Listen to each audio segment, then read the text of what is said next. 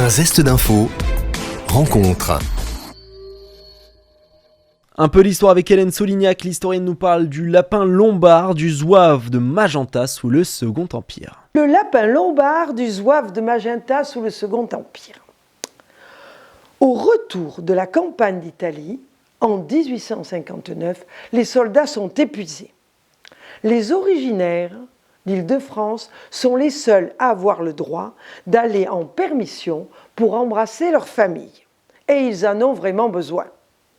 Un officier des zouaves, étant donné son poste, est retenu par ses obligations. Il ne peut donc aller rencontrer sa famille à Versailles. Bon fils, qui envoie-t-il ? Eh bien, il envoie son fidèle Ordonnance, porter des nouvelles à ses parents, ce qui est normal.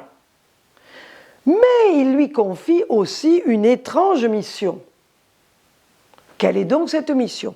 Demander l'hospitalité pour un ancien combattant. Quel est donc cet ancien combattant ? Quel est donc ce frère d'armes ? C'est un jeune lapin. Un lapin, me direz-vous ? Un lapin italien. Un lapin capturé à la bataille de Magenta. Ce pauvre orphelin de guerre a pris l'habitude de se lever dans le sac de l'officier qui le chouchoute et aussi de se percher sur ses épaules. Et les hommes ont l'habitude de l'y voir. Le lapin est partout. Le lapin le suit à Solferino. Et figurez-vous que ce lapin devient la mascotte du bataillon. Alors, qu'est-il arrivé à ce lapin ?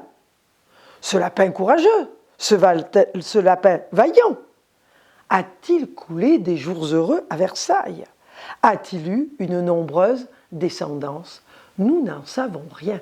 Les propos étaient recueillis par Julien Frenois et vous pourrez retrouver l'intégralité des podcasts sur notre site internet et sur notre application ainsi que sur notre chaîne YouTube. Un zeste d'info.